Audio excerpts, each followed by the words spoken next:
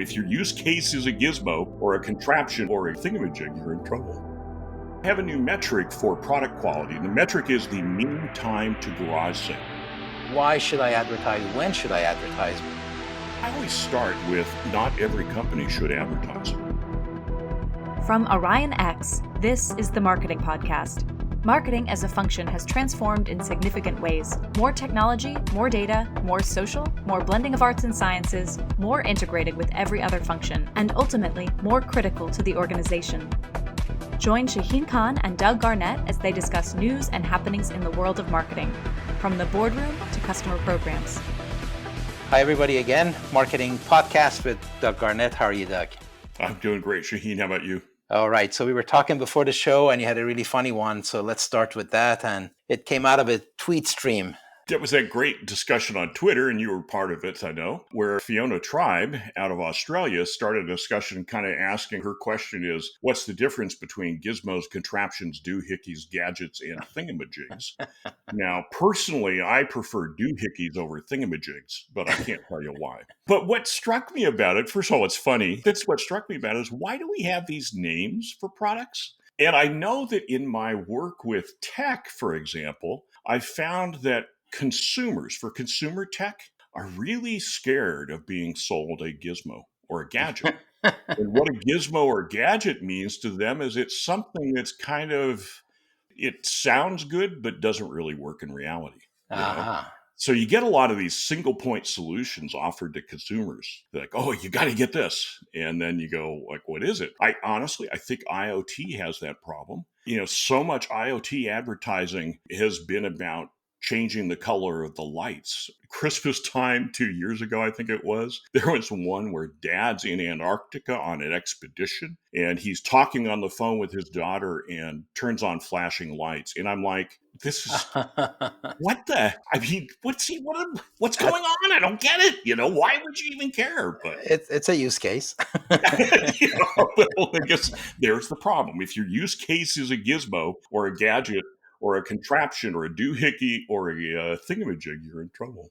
Right. So my not funny comment that I did not post because I didn't think it was to say, well, everything is a fad. Right. But the thing that reminded me of that thread was the difference between a feature and a product. Mm-hmm. Because I know for some people, those words mean something that does something very useful that you may not need every day, but when you do, it just does that one little thing really well. So I think a gadget, that's like a positive thing to me, not a negative thing, but it's a very small value, not a big thing. Yeah, I would say probably gadgets tend to be those things that solve one problem. Like, in hardware stores, we have these things that back out screws. So if a screw head breaks out, you can back off the screw.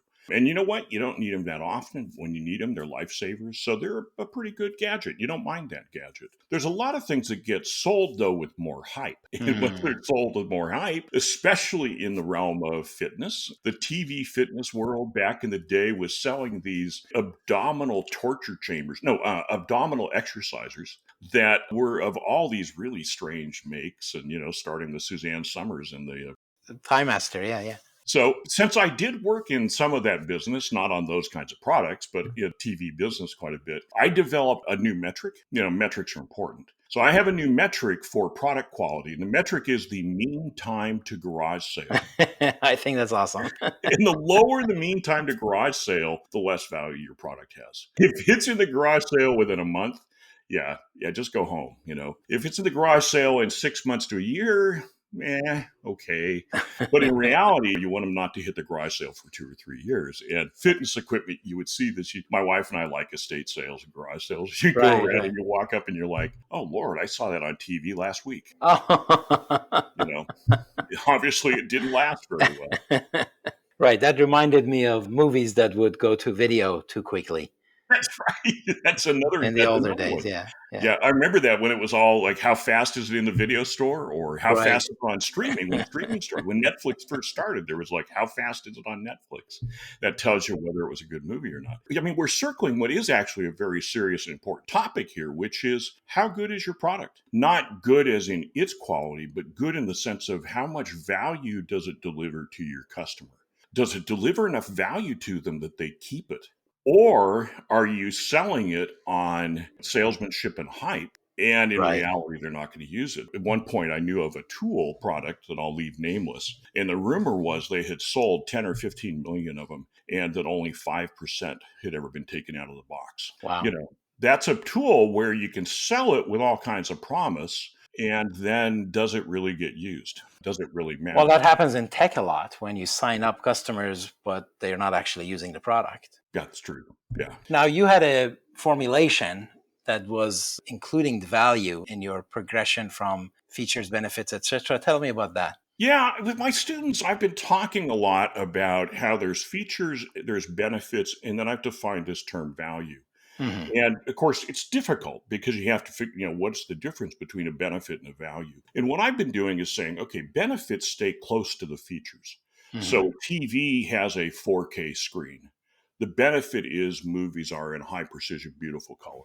And that's enjoyable to watch that movie on that TV. But when I get to value, I start looking not just at the product, but in a sense with complexity. What we know from complexity is it connects out into other things. And products, in most cases, live in an ecosystem, and the value they deliver in the ecosystem around them. So, sticking with the TV idea, yeah, I may buy a TV not because I want to enjoy my movies in 4K, but I may buy a TV because it's a gathering point for my family.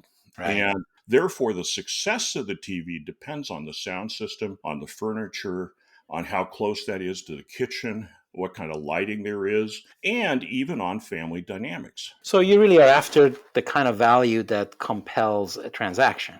Yes. Is Mhm. that the reason I'm buying this is that?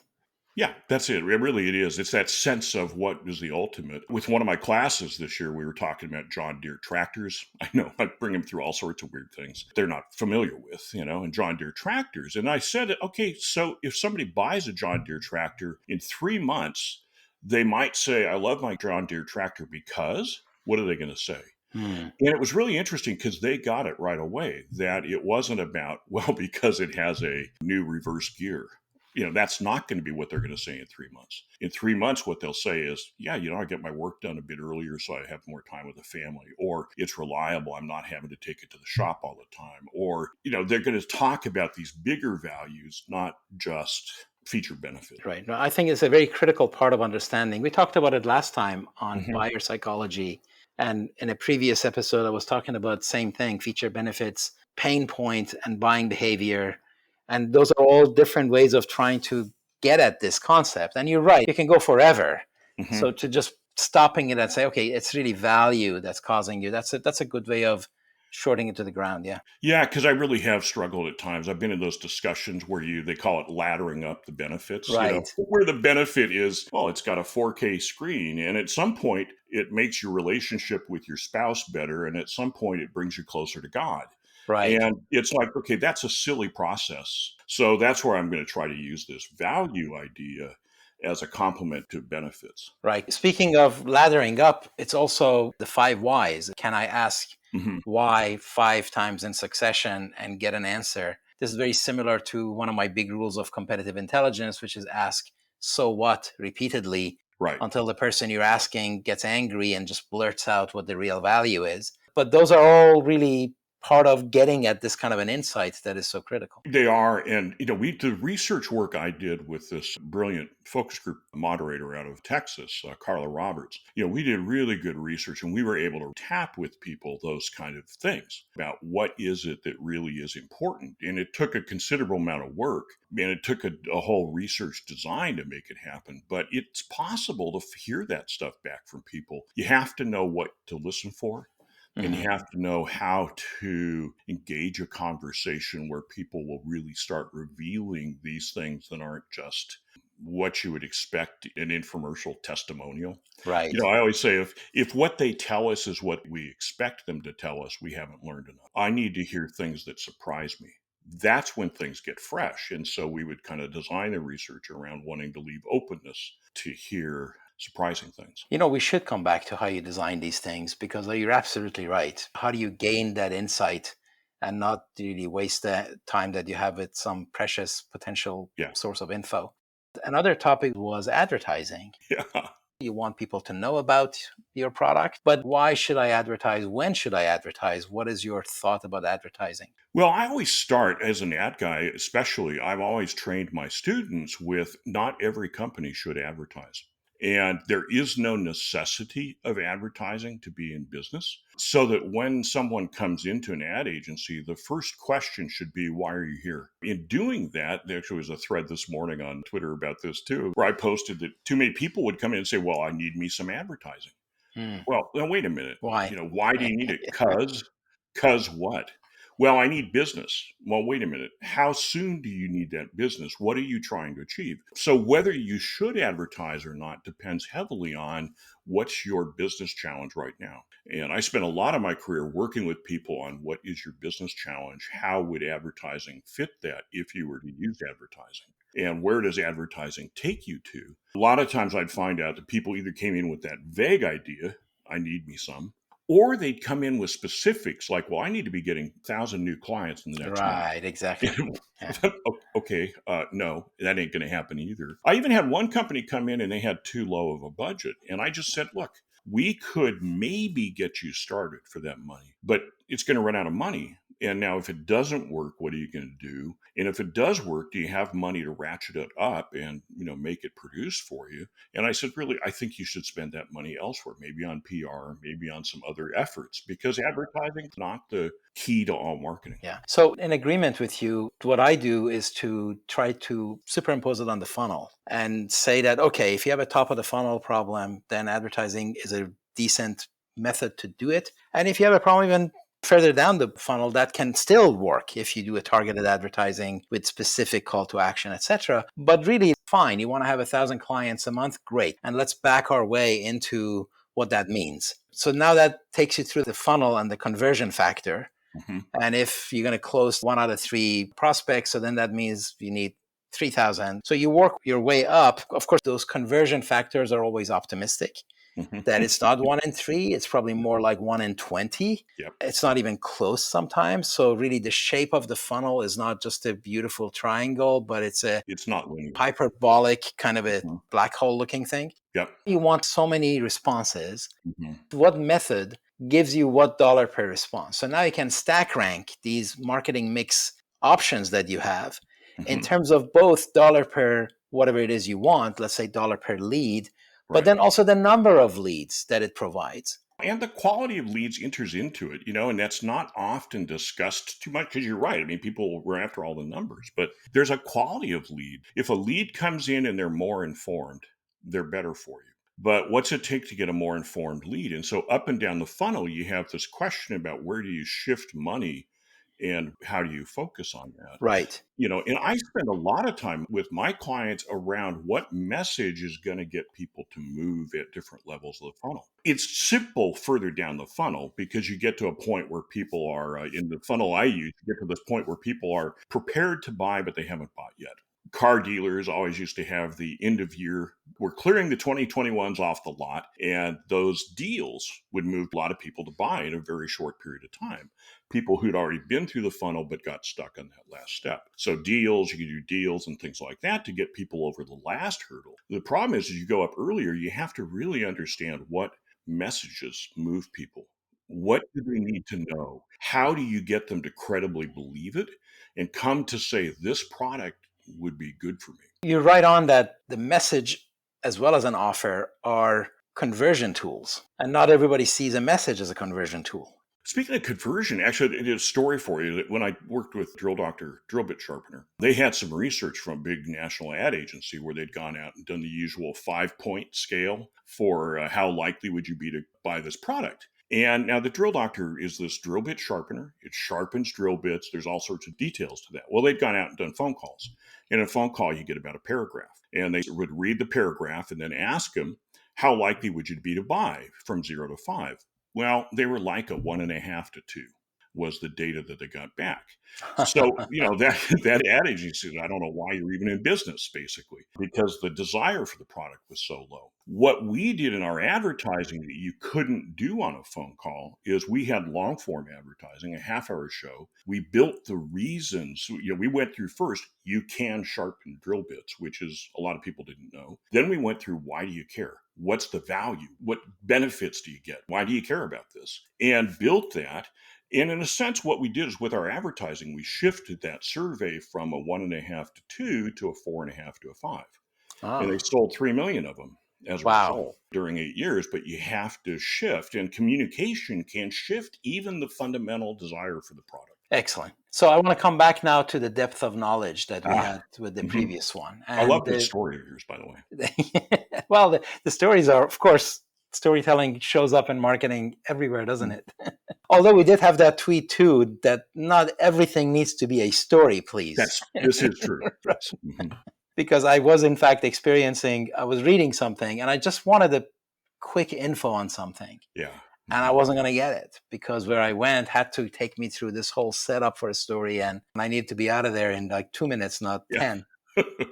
Anyway, so that is the depth of knowledge topic comes from the other tweet we had on the Mhm. chauffeur knowledge. Mhm. So take us through that. Well, so the idea is, and I think that, I mean, hopefully I get this story kind of right, which is Max Planck, brilliant physicist, driving around with a chauffeur for a long time around the US, giving speeches. At some point, the chauffeur says, "How about I give the speech today?" And he lets the chauffeur give the speech. And then a question comes up that the chauffeur, of course, can't answer. And he says, "Well, that's such a simple one. I'll have my chauffeur, Max Planck, answer it." Kind of a funny little joke. With the idea being, I guess, essentially that, there is this difference in depth between them. And maybe the chauffeur understood actually what Planck had said, but he hadn't worked with it heavily. It's kind of this interesting question about depth. But I don't know, the way that chauffeur knowledge idea gets played out by people is weird. I never feel like anybody quite really gets what's Yeah. behind it. What was you have strong feelings on this? What I disliked about that story is that it's simplified as usual. Hmm. Simple answer to a difficult question. Hmm. And the upshot of it was that there are two kinds of knowledge. It's the Max Planck kind of knowledge and this chauffeur kind of knowledge. And one is deep and one is shallow. Hmm. I personally was quite impressed that the chauffeur could carry an entire lecture Hmm. that none other than Max Planck used to say. So I was Right. like really impressed with the guy. Uh-huh. And I think it was really quite nice. And of course, he clearly is witty and Yeah. can think on his feet to say, I'm just going to have my chauffeur answer it. So, setting that aside, I thought that it's a terrible way to categorize knowledge because knowledge is not a binary thing. And even if you simplify it, it's not. Like, please don't simplify it. And it's a spectrum. So the better model that I put forward was a video clip from Richard Feynman, Hmm. another prominent Nobel Prize winning physicist, who had, in an interview, he was asked about some magnets and what goes on at the lower level that makes these things attract each other like this. And instead of just answering it, he asks in a way that is really hard to understand in the beginning. He says, "Well, what do you want to know?" And it almost sounds like that was not a smart question to ask. Hmm. And then the guy says, "Well, I think it's a perfectly reasonable question to ask." And he says, "It is an excellent question to ask, but the answer isn't like a very simple answer.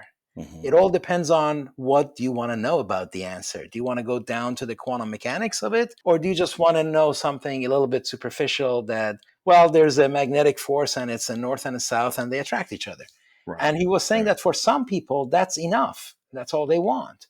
Hmm. But then you can repeatedly ask. So now it's not 5 whys, it's like 95 whys that you can keep going and never get to an answer. And that's kind of where the extent of science is right now. Isn't there, in a sense, the question of, so maybe we don't really define what knowledge is very well, right? Because, in a sense, if I think about a Max Planck, it's not that he had knowledge like it's a library where you pull things out of your brain and say, well, I know this and I know that and I know this. It was that Max Planck had the instincts developed through experience to connect all kinds of things around the field so that when an unusual question came up, instead of looking like data trying to retrieve it out of his brain, he actually had to figure out the answer by pulling together these remote sources because they provide an answer, but it's not like he's sitting there with the answer baked in. And maybe that's some of this difference in knowledge, that a really thorough expert has the ability to consider a situation that's entirely fresh and new and comprehend it. Definitely. But there are occasions when you just want to know what's the atomic weight of oxygen. It's that, and you're done. And that's knowledge. But then you kind of go to the ability to synthesize.